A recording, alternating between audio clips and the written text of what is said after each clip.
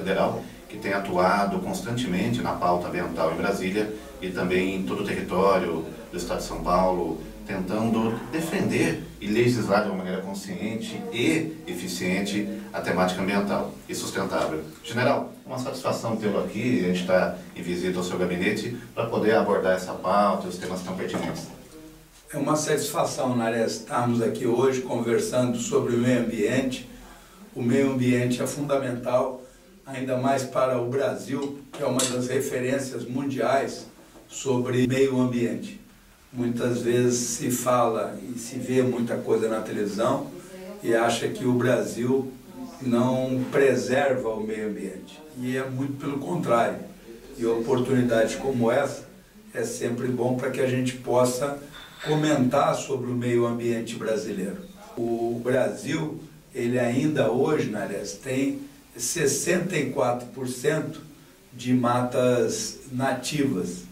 Na Amazônia, que é sempre muito citado, o Brasil tem 84% das matas nativas. Quando se busca o percentual de matas nativas na Europa, que são críticos à nossa política ambientalista, é bom saber que lá o percentual é de 0,3%. Você leva em consideração um dos maiores questionadores da política ambiental brasileira, que é o governo da França. A França tem uma mata nativa totalmente defasada, né? Menos do que isso até hoje, né? Em vários aspectos, o Brasil é uma referência, né? Você tem razão quando faz essa abordagem. A própria legislação brasileira, ela é muito mais severa do que a legislação francesa. Quando se fala em reflorestamento, e eu vou citar isso, porque muitas vezes as pessoas falam assim, o Brasil já tem 1/4 do território de área de preservação ambiental. Isso não tem nenhum país do mundo. E as pessoas, como vai fazer? Eu digo sempre, pode reflorestar. Nem todos se lembram ou sabem que a Floresta da Tijuca, no Rio de Janeiro, era uma fazenda de plantação de café e que foi reflorestada por Dom Pedro II. Então o Brasil, além de um volume muito grande de matas nativas, já se pensa e já executa reflorestamento desde Dom Pedro II. E fica aí um desafio sempre, né, que todos os países tivessem 1/4 do seu território de área de preservação ambiental. General, aproveitando a deixa, né, Dom Pedro II foi um dos maiores líderes, talvez o maior líder que o país já teve, e é muito pouco conhecido ainda, e os seus feitos, o seu trabalho não são tão claros para a população de modo geral. A política ambiental brasileira, pode-se dizer que ela também atravessa isso, né? Como o senhor citou, infelizmente a mídia de modo geral não mostra a realidade como deveria ser mostrado, e isso causa uma desinformação muito grande em termos do que realmente acontece, não só na Amazônia, mas a Amazônia como objeto principal, mas assim no modo geral da nossa preservação ambiental, do nosso desenvolvimento sustentável. E eu sei que uma das suas pautas em Brasília é justamente esse cuidado, esse olhar para isso. Como é que vocês têm lidado com tanta desinformação? Oportunidades como essa é sempre bom para alertar e mostrar à população que o Brasil é uma referência nesses aspectos ambientais. Só para se ter uma ideia, muitas vezes se falou no carro elétrico, tá bem, mas a matriz energética da Europa é carvão e petróleo. Quer dizer, você não queima o petróleo no carro, mas queima para poder ter a energia elétrica.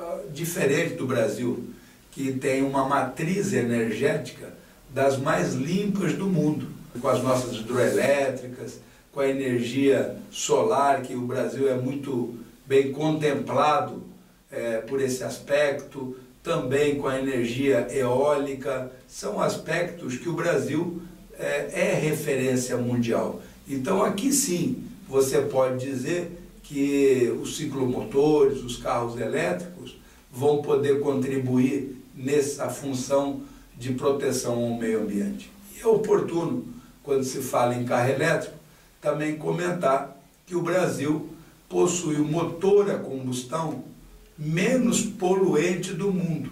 Por quê? Porque é o motor que dotam os carros a álcool. Hoje os nossos motores são flex. Toda vez que você abastece de álcool, vai queimar um combustível que é muito menos poluente ao meio ambiente. Por isso que a própria gasolina do Brasil, que tem 25% de álcool, é a gasolina que menos polui no mundo. Então, você vai observando que o Brasil, nesses aspectos, também é uma referência. Você observa, muita gente desconhece, que nós reciclamos o papel no nível da OCDE. Então, os países europeus, na reciclagem de papel, o Brasil executa essa atividade na mesma proporção. E só que o Brasil, no que se refere ao alumínio, a latinha de alumínio, o Brasil é o campeão mundial. Nós reciclamos 98% das latinhas de alumínio que o cidadão utiliza. Isso é um feito fantástico em termos ambientais e necessários. A área de preservação também brasileira, ela não se tem em comparação em nenhum outro local do mundo. Nós temos a Amazônia com uma área correspondente a mais da metade do território brasileiro. Se nós pensarmos nessa área e no Pantanal, o que sobra é uma área em torno aí de 40%, 45%. Nessa área, que é a área sudeste, sul, centro-oeste, nós podemos plantar em 80% de uma fazenda, sendo obrigatório preservar 20%. Isso também não ocorre em outros locais. Agora, é importante também dizer que no Pantanal, por exemplo, é obrigatório preservar 50%. Então, se você tem uma fazenda, você só vai poder explorar 50%. E se essa fazenda fica na Amazônia, você só pode explorar 20%. Ou seja, uma fazenda na Amazônia, 80% é de preservação ambiental. Isso eu digo que é fantástico, né? O Brasil, quando se fala, quando se pensa em matriz energética, a nossa tendência é cada vez mais ter uma energia renovável, uma energia de acordo com o nosso meio ambiente. Isso é muito, muito positivo. Temos que melhorar? Temos. Né? Muitas vezes, quando faz o desmatamento, se você tem uma fazenda e não utilizou toda aquela área, está previsto que você faça um desmatamento. Mas por isso que sempre cita o desmatamento ilegal, aquele que não tem amparo. Precisamos melhorar. Mas eu digo sempre, Nares, que uma das coisas que nós precisamos mais atenção ao meio ambiente é o meio ambiente urbano. Se nós observarmos aqui em São Paulo, a Guarapiranga, Billings, precisam de uma atenção muito maior do que na área que nós temos em termos de florestas e tudo mais. Nós estamos muito bem preservados naquela área. E a mesma coisa não ocorre na Guarapiranga. Guarapiranga é a água que nós bebemos. E nós observamos um volume de esgoto, de não tratado, indo para... Observamos uma ocupação muito irregular das margens. Muitas vezes a legislação é tão severa que não pode nada, muitas vezes o dono até abandona e aquilo acaba sendo invadido e nem sempre a utilização dessa invasão é dentro desse contexto. Eu acho que isso também é um grande desafio que esse governo teve que enfrentar e eu acho que tem saído muito bem, apesar de não ser tão divulgado, né? Quando você tem uma legislação ambiental muito rígida, e nós tivemos exemplos claros, né, que isso não é bom, né? Nós temos questões de desde extratividade de areia ou construções de áreas de APA, você tira de algum local e prejudica o outro, né? Eu acho que o caminho sempre é tentar equilibrar, de uma maneira sustentável, o que pode e o que não pode, mas não o radicalismo, não é, general? Esse é o fundamental. Quando se fala do governo, nós temos que, em termos de meio ambiente, não pensar em governo, nós temos que pensar sempre em país, sempre no Brasil. E fica aí uma sugestão para que pesquisem no celular os últimos 20 anos do desmatamento brasileiro. Vocês vão observar que o desmatamento atual ele está dentro da média que nós tivemos nesses últimos 20 anos. Eu diria que até um pouco mais abaixo. Nós tivemos um período crítico pelos idos de 2004, 2005, 2006, viemos melhorando nessa condicionante. Mas o que nós estamos executando é dentro desse foco. Estrategicamente, Nares, o Brasil detém 55% das áreas possíveis, mesmo cumprindo a legislação ambiental, possíveis de plantação no mundo. Então, hoje o Brasil planta em 7%, e ele, a cada 5 pratos de comida, um prato é brasileiro. Ou seja, ele atende aí em torno de 20% da população mundial. E a tendência é de que isso venha a aumentar, exatamente pelas qualificações brasileiras em termos de meio ambiente. Não só por ter a terra para plantar, mas pelo trabalho fenomenal que a Embrapa e que as pessoas do agronegócio fazem para o nosso Brasil. A Embrapa e os agricultores, o agronegócio, conseguem fazer uma das melhores produções por hectares do mundo. E a estrutura como um todo, antes você tinha, para tirar a soja do centro-oeste, você tinha uma dificuldade, tinha um custo muito elevado comparado a outros países, mas, no entanto, com o ministro Tarcísio, hoje a soja, para ser exportada, em termos de transporte, gasta menos do que a soja americana para ser exportada. E isso é uma coisa muito positiva e que vai colocando o Brasil nessa vanguarda de alimentação mundial. É uma pauta que eu lido constantemente. A gente tem um grande problema no Brasil, que são as estradas, né? Geralmente, falar dos portos principais, geralmente a soja ou vai para Paranaguá, ou ela coloca lá em Recife, né? Para poder mandar para a Europa, para a China, para a Ásia, enfim. Mas as nossas estradas sempre foram um grande problema, né? Porque o custo, né, para o produtor rural mandar para o porto sempre foi algo bem elevado, né? Isso é uma coisa que vocês estão conseguindo, de fato, resolver, essa questão do transporte, do custo, seja soja, açúcar ou outra commodity? Esse foco que você abordou muito bem, ele é fundamental. Como eu disse, nós já estamos exportando com um valor adequado em termos de mercado mundial.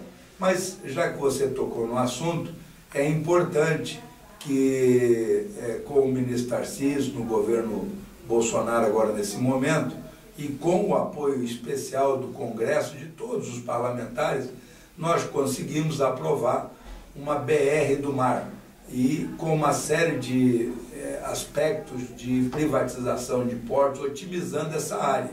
Só para observar, muitas vezes, um navio que sai do Rio Grande do Sul para levar material, o arroz, para o Rio Grande do Norte, é uma coisa... Um navio leva 300 containers, né? Você está tirando 300 caminhões daquele contexto. A parte ferroviária também, que é o segundo modal, foi muito ampliado pelo governo, foi muito otimizado pelo governo. Nós, inclusive, no que se chamou da mudança da legislação pelo Congresso Brasileiro, do novo marco das ferrovias, permitiu que a iniciativa privada participasse muito efetivamente. E se imaginava, quando abriu, falou, olha, quem quer construir uma ferrovia pode apresentar projeto. E se imaginava que fossem chegar em torno de 8, 9, 10 projetos, porque muitas vezes você tem uma empresa grande de celulose, você está a 50 quilômetros de uma ferrovia importante. Então, compensa esse trecho. Só para ter uma ideia, esse foco, as propostas chegaram a mais de 80, e todas elas alinhadas, as licitações e tudo mais, executadas aqui na B3. Então mudou transporte marítimo, transporte ferroviário, o transporte rodoviário, se mudou a legislação em termos dos ônibus e também das concessões. E o transporte aéreo, que é o último modal, que também contribui dentro desse foco, eu fui o relator da matéria e facilitou a construção de aeroportos, criação de empresas, arrendamento de aeronaves. Isso tudo é muito bom. e que quando se interliga, cada modal tem uma vantagem. O do transporte aéreo, para você transportar valores, por exemplo, você está tirando um caminhão blindado e toda uma escolta da estrada. O caminhão blindado com um peso excessivo, né, para levar recursos. Isso pode ser levado pelo meio aéreo, com a segurança adequada e menos risco, né, general? Com menos risco. Então, o Brasil interage, né, em termos de meio ambiente. O trabalho do ministro Tarcísio foi fantástico nesse período. Fico contente de tê-lo aí como uma das opções que São Paulo tem para governar essa locomotiva paulista, como é conhecido o Brasil, mas não fugindo do nosso contexto do meio ambiente, e vejo que nós todos temos que estar envolvidos. Os próprios parlamentares de São Paulo estão preocupados com o tratamento do resíduo sólido. Vejo que São Paulo tem sido um exemplo pelos consórcios de municípios, são 20, 30, 40 municípios, muitas vezes, que se associam para poder buscar soluções adequadas para os municípios, e dentre essas soluções, uma que importa muito é o do tratamento do resíduo sólido. Isso é fundamental e todos nós estamos envolvidos. Vamos ver se tenhamos mais usinas de tratamento do resíduo sólido. Aí sim, nós vamos também estar contribuindo com esse meio ambiente, e que o Brasil, como eu disse, é um país fantástico nisso. Não podemos deixar de citar o projeto Tamar, que nós temos no nosso país. Já colocou 24 milhões de tartaruguinhas marítimas no oceano. Então esse é o Brasil, né? Um país para nós nos orgulharmos, né? Um país que permite ao cidadão uma qualidade de vida adequada, e temos que estar unidos para gerar emprego, né? Para gerar atividade, porque nós temos uma capacidade muito grande. Então não pode ter brasileiro com necessidade alimentar, temos que buscar que o nível do desemprego seja o menor possível, e isso tudo reflete no próprio meio ambiente, né? Quando a pessoa tem uma estrutura adequada, ela vai executando. E essa educação ambiental nas cidades, a educação ambiental, né, de você não jogar a latinha pelo carro, de você não jogar o cigarro que acabou de fumar no chão, de você não jogar a garrafa de água que você acabou de beber em qualquer local, de você não achar que uma garrafa PET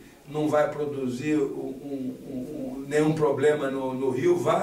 Ela vai trancar os bueiros, ela vai dificultar o escoamento, ela vai poder acabar propiciando essas enchentes que acabam tirando a qualidade de vida do cidadão. Então, a educação ambiental, urbana, ela é muito importante, e o Brasil tem que trabalhar nisso e continuar trabalhando para melhorar cada vez mais, ter sempre a consciência de que o meio ambiente é fundamental. Nós temos aí uma perspectiva favorável de 2022, que está sendo apontado como o ano da energia solar do Brasil. Nós temos hoje talvez uma facilidade maior de financiamentos, né? A própria Caixa Econômica hoje, ela também tem ali um financiamento para o cidadão que queira fazer um projeto de fotovoltaico. E eu acho que é um ponto importante também nesse crescimento que o senhor cita, né? Envolvendo o estímulo à energia renovável, até o Brasil, com a incidência que ele tem, né, de raios solares, é um ponto favorável. Mas o que eu queria te perguntar, nós temos dois aspectos muito importantes, né? Primeiro, projetos eólicos no Brasil nós temos muitos hoje, né? E muitos desses projetos buscam a aprovação do BNDES. Não sei se o senhor tem acompanhado, o que o senhor tem a dizer sobre isso. E realmente o dinheiro ser liberado para onde precisa. Esses projetos vão gerar, além da facilidade energética, empregos também. E o segundo, voltando à questão da agricultura, que é uma pauta que o senhor atua muito, né? O pequeno produtor. Esse pequeno produtor hoje, ele também está começando a produzir e mandar para fora do Brasil. Mas muitas vezes ele não tinha orientação, o cuidado necessário para poder fechar corretamente os seus contratos. O senhor também tem cuidado desse aspecto? Você colocou um termo muito importante. O estímulo à energia solar, à energia eólica, ela é fundamental. E o Brasil tem executado isso. anteriormente esse material ele tinha um custo muito elevado. Esses estímulos, né, de isenções de uma série de tributações fez com que se tenha uma demanda muito maior. E quando você tem uma demanda muito maior, compra muito mais, produz muito mais, o custo desse material fica mais econômico. Hoje é natural você verificar casas com aquecimento solar para água, hoje é natural você observar que estacionamentos de shopping com cobertura, parece uma cobertura normal ali para proteger do sol, e quando você olha mais detalhadamente, você vê que são placas solares. Eu também advogo muito que as próprias construções de casas populares, o telhado, em vez de receber a telha, se recebesse a placa solar, pode ser um investimento privado, né, uma parceria de uma empresa com aqueles moradores para produzir energia, e a demanda por energia ela é crescente. Se o Brasil, o PIB aumenta, se a população aumenta, a necessidade de emprego vai aumentar, e isso é muito importante. Você falou dos financiamentos da Caixa Econômica, a Caixa Econômica tem sido fantástica, o presidente Pedro Guimarães está de parabéns. Nesse período da pandemia, propiciou o auxílio emergencial de uma maneira digital, né? Hoje o Banco Caixa Tem, que são as contas digitais da Caixa Econômica Federal, superam 100 milhões de contas. É o segundo maior banco digital do mundo. O valor dessa estrutura é praticamente quase o mesmo valor da própria Caixa, pela dinâmica que a Caixa tem. A Caixa também tem financiado esse microprodutor, né? Antes a Caixa era um segmento... Verdade, hoje ela também tem, né, esse pacote do produtor rural também. O pacote dela de produtor rural, ela saiu lá de trás, de 8º, 10º banco que financiava, para ser o segundo banco que financia o agronegócio brasileiro, em especial o pequeno produtor. Quando você exporta frutas, em especial flores, né, todo um contexto desse tem um trabalho e uma integração técnica. Hoje nós podemos saber que determinadas frutas, quando sofrem um tratamento, esse tratamento de radiações, além de matar todas as bactérias, dando uma segurança para aquele país que está indo aquela fruta, ela também retarda o amadurecimento e, por consequência, que ela fique podre. Então, com isso, uma fruta ela vai se manter naquelas condições adequadas por um período de 40, 45 dias.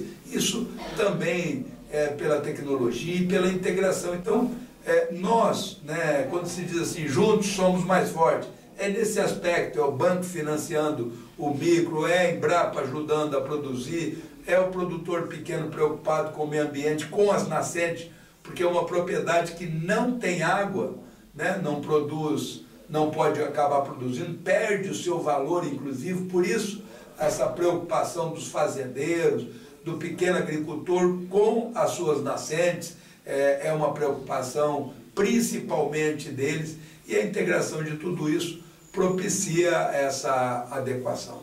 Um tema que tem sido muito recorrente e muitas vezes parece uma agressão ao meio ambiente é a mineração em terra indígena. Isso vamos deixar para uma outra pauta, mas é importante salientar 4 aspectos nessa mineração em terra indígena. Primeiro, que a Constituição de 88 já prevê, ela só pede para regulamentar, então nós não vamos autorizar, já é autorizado.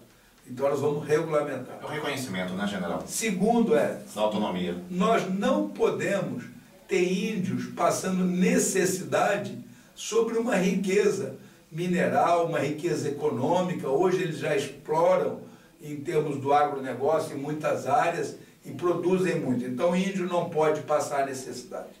Terceiro aspecto é exatamente o meio ambiente. Nós temos que ter uma preocupação grande com o meio ambiente.